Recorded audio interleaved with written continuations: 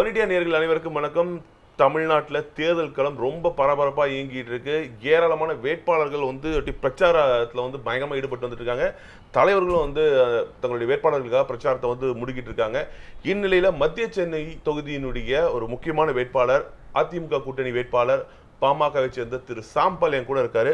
இவர் இன்னைக்கு இந்த பிரச்சார காலத்தை என்னெல்லாம் பேச போறாரு, என்ன மாதிரி விஷயங்கள்லாம் முன் வச்சு, அவர் கொள்கைகள்லாம் முன் வச்சு அவர் இந்த பிரச்சாரத்தில் ஈடுபட போறாரு, அவர் வெற்றி வாய்ப்புகள் எப்படி இருக்கு என்பது குறித்து பல்வேறு விஷயங்கள் குறித்து அவர்கிட்ட பேசலாம். வணக்கம் சாம்பல் சார். வணக்கம் பிரசாத் சார். வணக்கம். ஆக்சுவலி உங்களுக்கு ஒரு பன்முக திறமையாளர். நிறைய விஷயங்கள் உங்கள்கிட்ட கேள்விப்படும் போது சாம்பல்னா யார் ஒரு திடீர்னு புதுசாக வந்தார் அரசியல் அப்படின்னு பார்த்தா ஒரு இண்டஸ்ட்ரியலிஸ்ட்றாங்க, நடிகர்ன்றாங்க, ஒரு எஜுகேஷன்ஸ்றாங்க, இப்படி நிறைய விஷயங்கள் இருக்கு. இன்னைக்கு அரசியல் களம் எப்படி இருக்கு? The response has been fantastic. மக்கள் ரொம்ப உற்சாகமாக இருக்கிறாங்க. I'm meeting a lot of people. நிறைய பேர் என்கிட்ட பழகுறாங்க, நிறைய பேர் வராங்க, நிறைய பேர் சொல்கிறாங்க சாம் நீங்கள் தான் வரணும், நல்லா பண்ணணும் அப்படின்ட்டு. ஏன்னா யங்ஸ்டர்ஸ் வரணும், எஜுகேட்டட் பீப்புள் வரணும், சிஸ்டமை மாற்றணும். அவங்களுக்கு எக்ஸ்பெக்ட் பண்ணுறதுலாம் basic things. They expecting proper roads, proper water, proper air, இந்த மாதிரி பேசிக் திங்ஸ் எக்ஸ்பெக்ட் பண்ணுறாங்க. And that's the least any politician can do. So I am very happy and I'm very confident also in this way. எப்படி sir திடீர்னு இந்த அரசியல் பிரவேசம்? நாங்கள் 20 guys அப்படி ஒரு பெரிய ஒரு பிஸ்னஸ் மேனாக உங்களை பார்த்த சாம் இன்னைக்கு திடீர்னு ஒரு நடிகராக பார்த்துருக்கோம். சில படங்களில் நீங்கள் நிறைய விஷயங்கள் ரோல்ஸ் பண்ணியிருக்கீங்க. அப்படி இருக்கும்போது திடீர்னு எப்படி பாமகவில் அப்படி இன்னைக்கு ஒரு அரசியலில் ஒரு வேட்பாளராக இருக்கிறதுக்கான அந்த ஐடியா இப்போ வந்துச்சு, இந்த விஷயம் எப்படி நடந்துச்சு? ஆக்சுவலாக உண்மையிலே பிரசாத், என்னன்னா I was very comfortable in my space. 2015 வரைக்கும் business, I mean basically I come from an advocate background. So நான் பண்ணியிருந்த வேலையில் நிம்மதியாக இருந்தேன், எங்கள் ஃபேமிலி வெரி நிம்மதியாக இருந்துச்சு. அப்போ 2015 ஃப்ளட்ஸ் வந்துச்சு. So we work with lot of people during the floods. கிட்டத்தட்ட ஒரு 25,000 பேர் வச்சு இங்கே கோஆர்டினேட் பண்ணி ஒர்க் பண்ணேன். So we created team call team hope. So அந்த டீம்லேருந்து we reached out to around 2 lakh people a day. Food, rescue, relief, even dog rescue, அது மாதிரி பெட் ரெஸ்கியூ, ஐ மீன் அந்த மாதிரி நிறைய விஷயங்கள் பண்ணோம். ஐ மீன் ஓவர் 11 டிபார்ட்மெண்ட்ஸ் வச்சு ஒர்க் பண்ணோம். ஐ மீன் இன்ஃபேக்ட் ஆர்மிக்கு 3 days எங்களால் ஃபீட் பண்ண முடிஞ்சது. ஸோ அந்த மாதிரி I mean for example the government was reaching to many people. But அந்த சில விஷயத்தில் சில இடத்துலலாம் பார்த்தீங்கன்னு வச்சுக்கோங்களேன், லைக் ஃபார் எக்ஸாம்பிள் ஒரு destitute home like little drops, அந்த மாதிரி இடத்துல யாரும் ரீச் பண்ண முடியாது.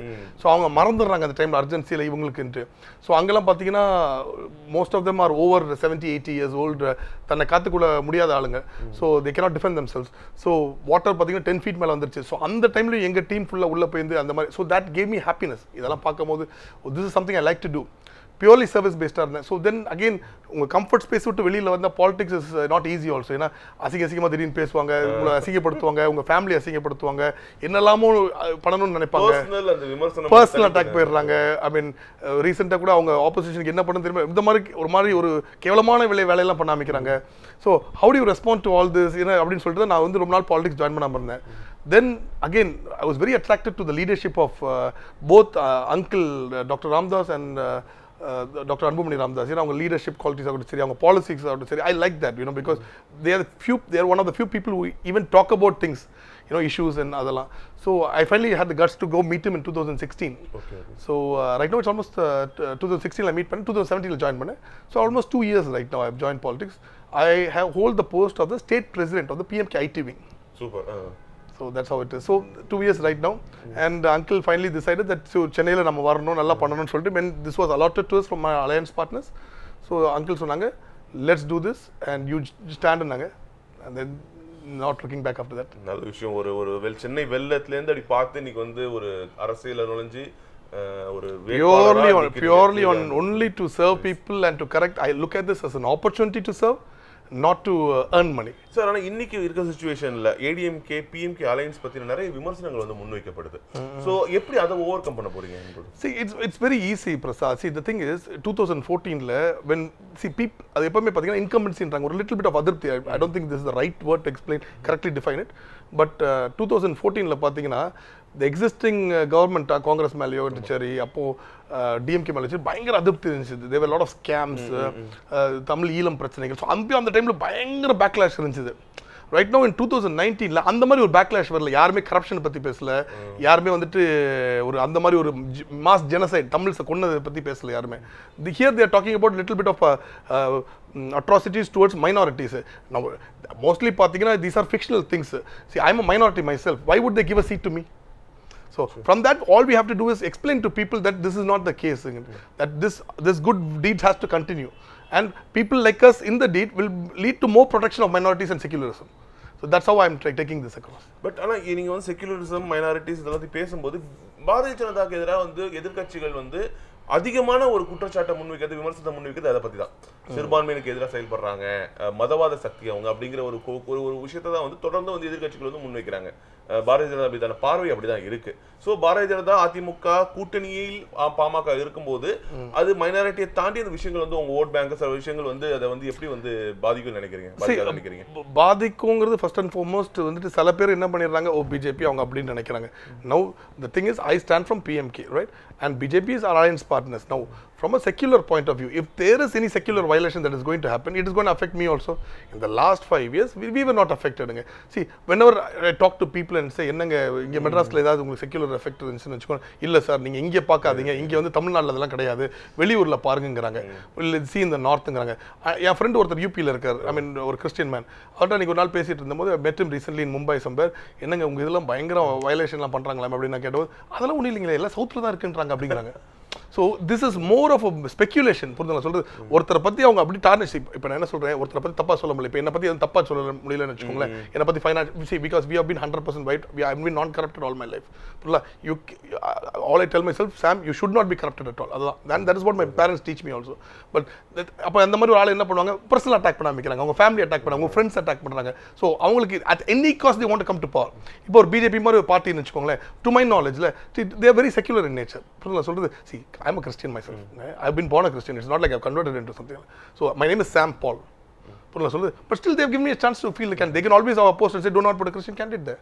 சரிங்களா சொல்றது? We have more minority people. Even one of my other cousins, Manoj, is also standing in Tirunelveli, I think, right? Manoj Pandian. So again, more Christians have been fielded by this party alliance. Correcting lightly. I don't think there's not even a single minority in the opposite side. புரியல சொல்றது? So the thing is, பேசுறது ஒண்ணு. So when you do not have any aspect to attack a party, எடுத்தோன்னே அவங்கள வந்து அவங்க மதவாத சக்தி அப்படின்றாங்க. See, they need to attack something. அவரை போய் கரப்ட்னு சொல்ல முடியல, அவரோட அட்மினிஸ்ட்ரேஷனை குறை சொல்ல முடியல. He works 18 hours a day. புரியுதுங்களா சொல்றது? So how do you blame somebody like that? உடனே என்ன பண்ணு, மதவாத கட்சி. So that's the only attack they have. So that's the only weapon they have right now. இப்போ வந்து நீங்க சொன்ன மாதிரி எதிரணியில் இருக்கக்கூடிய வேட்பாளர் அப்படின்னு பார்த்தீங்கன்னா வந்து உங்களுக்கு எதிராக வந்து போட்டியிடக்கூடியவர் வந்து முக்கிய வேட்பாளர் அப்படி பார்க்கும்போது திமுகவை சேர்ந்த தயாநிதி மாறன், முன்னாள் மத்திய அமைச்சர், 2 வாட்டி வந்து மத்திய அமைச்சராக இருந்திருக்காரு, இதே தொகுதியில் வின் பண்ணியிருக்காரு. ஸோ அவரை வந்து எதிர்க்கிறதுக்கு நீங்க வச்சிருக்கக்கூடிய வியூகங்கள், உங்களுடைய தேர்தல் பிரச்சார கோஷம் இப்படி வந்து என்ன விஷயங்கள்லாம் பண்றீங்க நீங்க? டு பி வெரி ஆனஸ்ட், அவரை கிரிட்டிசைஸ் பண்ணுறது ரொம்ப ஈஸிங்க. இப்போ இருக்கிற நிலைமையில உங்களுக்கு தெரியாத விஷயம் மக்களுக்கு தெரியும், என்னெல்லாமோ வெளியே வருது, டெய்லி காலகட்டத்தில் எடுத்து அவரை பற்றி ரொம்ப இதுவாக பேசுகிறாங்க. So but from my personal view, நான் வந்து அவரை கிரிட்டிசைஸ் பண்ணி வின் பண்ணுற நிலைமையில இருக்கக்கூடாது. ஏன்னா அது மாதிரி ஒரு நிலைமைக்கு நான் போவே வேணும்னு நினைக்கிறேன். I should win on my strength, purely my strength. So I finish my engineering, mechanical BE படிச்சிருக்கேன், அப்புறம் ME industrial Anna university CG கிண்டியில் படித்தேன், திருப்பி பிஹெச்டி அண்ணா யூனிவர்சிட்டி ஸ்டார்ட் பண்ணி இன்னொரு யூனிவர்சிட்டியில் போய் முடித்தேன், BL doctor Ambedkar government law காலேஜில் படித்தேன். So and 17 years I have worked in my life. I have never taken an off in the last 17 years. From a small 9-member company which we started, right now we directly employ over 4,000 people, indirectly employ another 9,000 people. We are generating sustainable employment, and that has been my only aim. And I'm in a very comfortable space right now in life. So on my strength, on my experience, my exposure, I've traveled around the world, I've seen everything in my life. And from that exposure, from that thing, that kind of transparency I can create here. Imagine if I am in power, the number of jobs that are going to be generated in Chennai alone, this central constituency, I have an aim for at least 1.5 lakh people. எப்படி sir சென்னைக்கு central Chennai constituency பொறுத்த வரைக்கும் வந்து ஒரு 6 தொகுதியை வந்து அடக்கூடிய ஒரு பெரிய ஒரு ஏரியா. இங்கே வந்து அவ்வளோ பெரிய விஷயங்கள் வந்து இருக்கு மத்திய சென்னையில். நீங்கள் வந்து இந்த தொகுதியில் ஃபர்ஸ்ட் நீங்கள் வந்து இதெல்லாம் என்னென்னலாம் பிரச்சனை தொகுதியில் இருக்குது அப்படின்னு எதை நீங்கள் வந்து ஃபோக்கஸ் பண்ணுறீங்க, அதுக்கு என்ன சொல்யூஷன் வச்சுருக்கீங்க? இஷ்யூஸுங்கிறதுங்க தீஸ் ஆர் ஆன்கோயிங் இஷ்யூஸுங்க. பெரிய இஷ்யூ அப்படின்றது ஒன்றும் சொல்ல முடியாது. But the thing is ongoing issues. Today water scarcity is a big problem. We need to have better water சேமிப்பு திட்டம், better water conservation systems வரணும் in place, because that is a very important section in Tamil Nadu which we need to talk about. அது தவிர better infrastructure for sure. இப்போ பார்த்தீங்கன்னா நிறைய இடத்துல traffic problems அந்த மாதிரி ப்ராப்ளம்ஸ்லாம். the most important thing which I look at is transparency.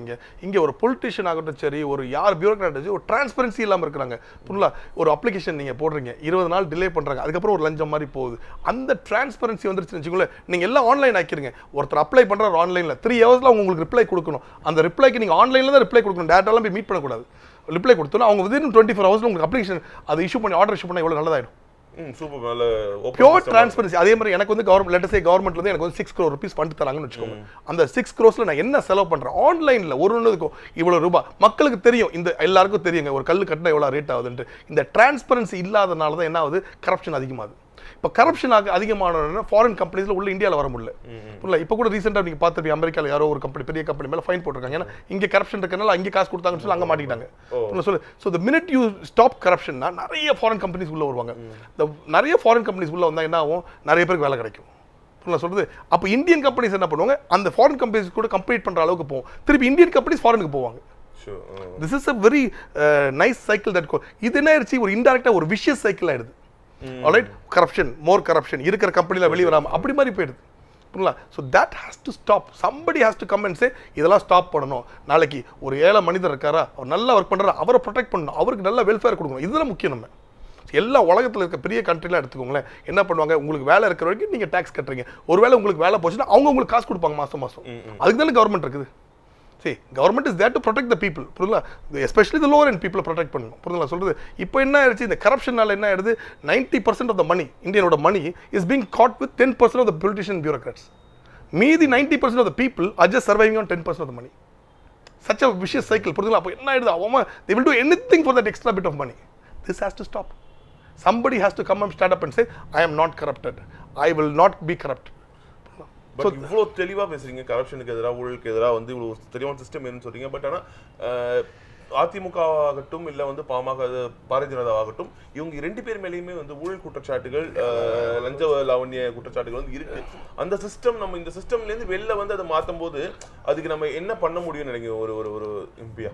To be very very honest, I'm going to look at me first and say that this is who I am.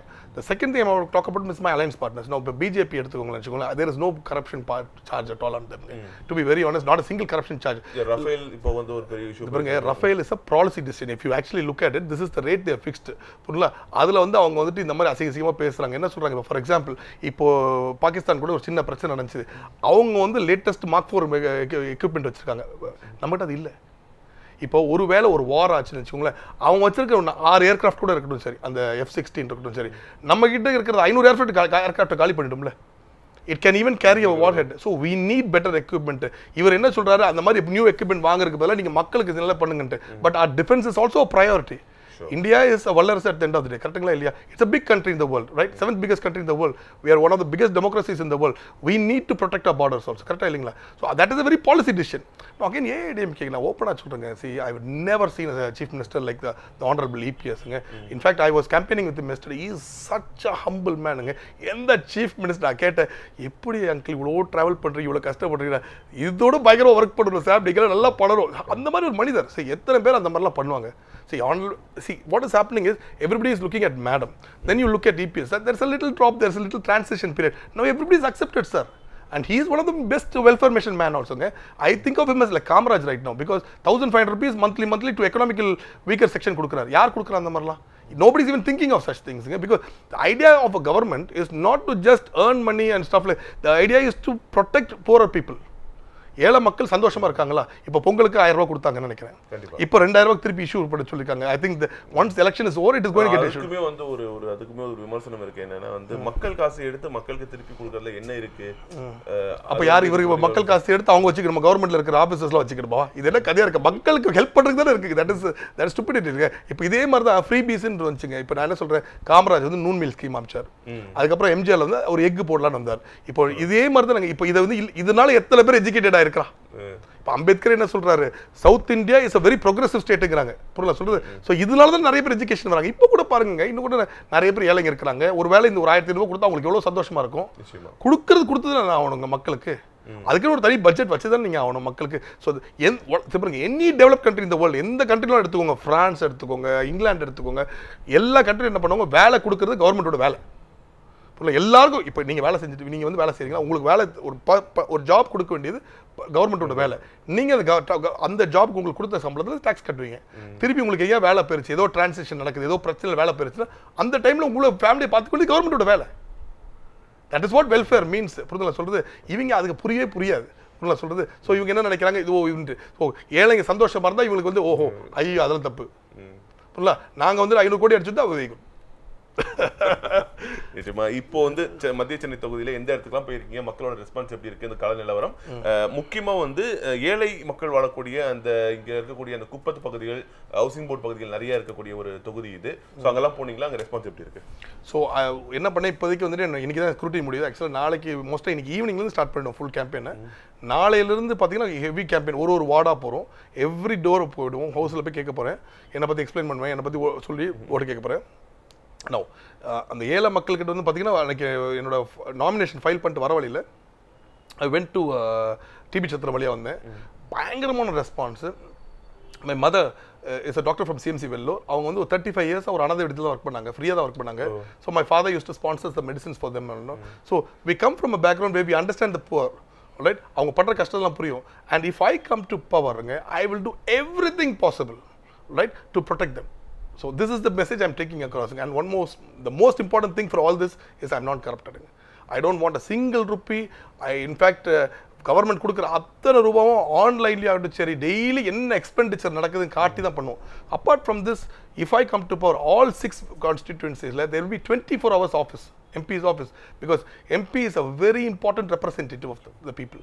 புரியல, 24 hours office where people can come tell எனக்கு இந்த மாதிரி பிரச்சனை நடக்குது, இந்த மாதிரி police harass பண்ணுறாங்க, இந்த மாதிரி ஒரு பியூரோக்ராட் ஹராஸ் பண்ணுறாங்க, இந்த மாதிரி லோக்கல் பொலிட்டிஷியன்ஸ் ஹராஸ் பண்ணுறாங்க, இந்த மாதிரி லோக்கலில் வந்துட்டு என்ன இது பண்ணுறாங்க, இந்த மாதிரி ரவுடிசம் ப்ராப்ளமுக்கு 24 hours 24 ஹவர்ஸ்லேருந்து நாங்கள் within 24 hours we will act and there will be a response. அதே மாதிரி we will make it into an app right now. இப்போ பாருங்கள், நீங்களே இருக்கிறீங்க, நீங்கள் ஒரு படித்தவர், ஒரு எம்பி போய் லைஃப்பில் பார்த்துருப்பீங்களா?